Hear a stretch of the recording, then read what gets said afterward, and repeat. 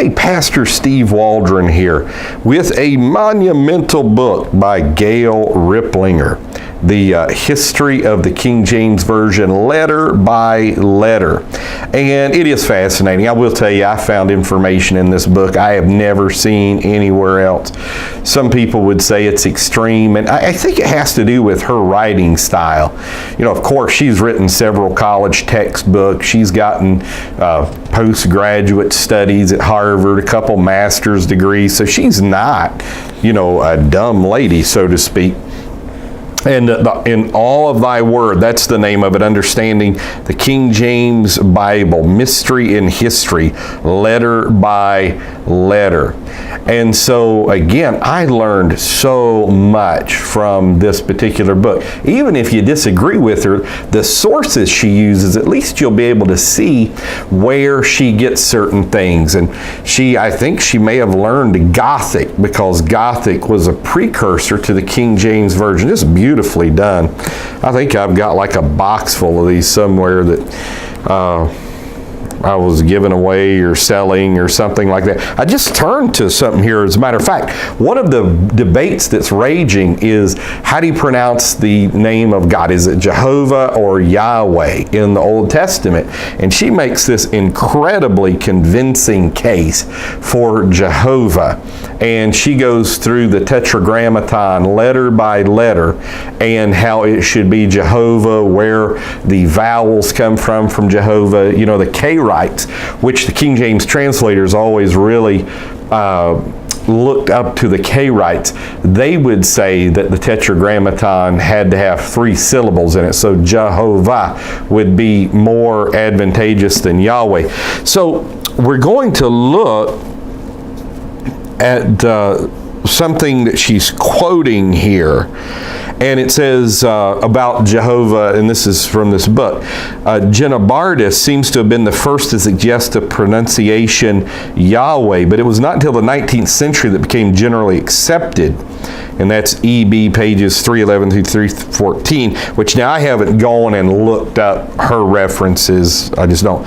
Anti-Semitic German liberals like Driver and Delitzsch eagerly grasped the new pronunciation Yahweh. They and other unsaved higher critics denied that the Old Testament was actually given by God. They grasped at any straw to shelter their unbelief, asserting that the Old Testament was the creation of men who adopted and adapted stories, words, and names from neighboring pagan religions and languages. And that was something that was very popular. You know, Strauss, The Life of Jesus, that there was a fog, so it just appeared Jesus was walking on the water. He was really walking on the shore. And the higher critics used the new pronunciation Yahweh as so-called proof that the God of Israel was nothing more than a tribal God whose name had evolved from pagan gods like Yahu or Yahweh, worshipped by the Babylonians and Canaanites, the Hebrews' captors and neighbors. They said that Yahweh meant destroyer, EB page 312. I'm trying to see who EB is. Oh, Encyclopedia Britannica, 11th edition. So that's it, pages 311 through 314 about Jehovah. Okay, so that's a pretty standard reference work there. They said Yahweh meant destroyer. The German critic said Yahweh is not a Hebrew name. Such a pronunciation would prove the Hebrews borrowed it. Again, Encyclopedia Britannica. Critic Rudolf Kittel, which, you know, that's the big Hebrew set, and then you've got the little Kittel a lot of people use, asserts Yahu, does not lead back to a pronunciation represented by Yehovah or Jehovah. And that's in the new Schaff-Herzog Encyclopedia of Religious Knowledge, volume 12, page 470 under Yahweh, which I really like Schaff-Herzog.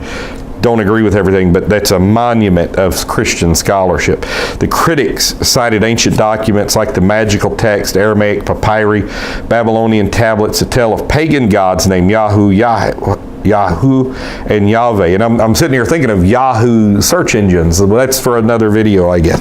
Is the website yahoo.com evoking this pagan deity and mocking the God of Israel? And that was the next sentence, even after I said that. So Driver tried to provide as evidence an Ethiopic list of magical names for Jesus, which included Yahweh. Other biblical critics anxious to find linguistic. So it goes, grasp for a Canaanite connection. So, like that's in there. So that's kind of cool. And she really does this big comparison between the Bishop's Bible and the King James, how the Gothic Bible of Ulfilas was a precursor to the King James and used received text Bibles. She has in here probably the best condensed dissertation on the antiquity of the Hebrew vowel points, and just good stuff in here. And she goes through like every letter. So G, where the G comes from, the F, where does that come from, the E, where does the E come from, and Latin, German, Bohemian, English, Danish, Polish. She's collating Reformation text Bibles in here. This thing is a lot of pages. Let's see. It is 1,183 pages, 84 pages. And I'll show you some of the books she quoted. She's got a few pages of this. So again, a lot of you, the minute you say Gail Riplinger, a lot of people say like, and I wonder how many people have actually objectively read her book, or how many people just hate her guts, hate what she stands for, and then read her books just to try to disprove them. And I'm not saying I agree with everything in here. I've got a friend of mine that's real pro King James, and he's like, there's a lot of errors in Gail Riplinger, but there's a lot of things that are not errors in there too. And the thing I like, it's information you just don't get anywhere else. Comes with a ribbon marker, and you get this from AV Publications. You can go online, avpublications.com, and great little book. I've got all kinds of little things marked in here. Let's see, like Harvard University's Literary Guide to the Bible, where it really says the King James Version is great, and then it just begins to crush modern versions. This is Harvard University's Literary Guide to the Bible. Read this. New International Version, diluted by deliberate variation, and it adds, modern translators now mask the techniques of repetition, which are so basic to the literary effects of the Bible.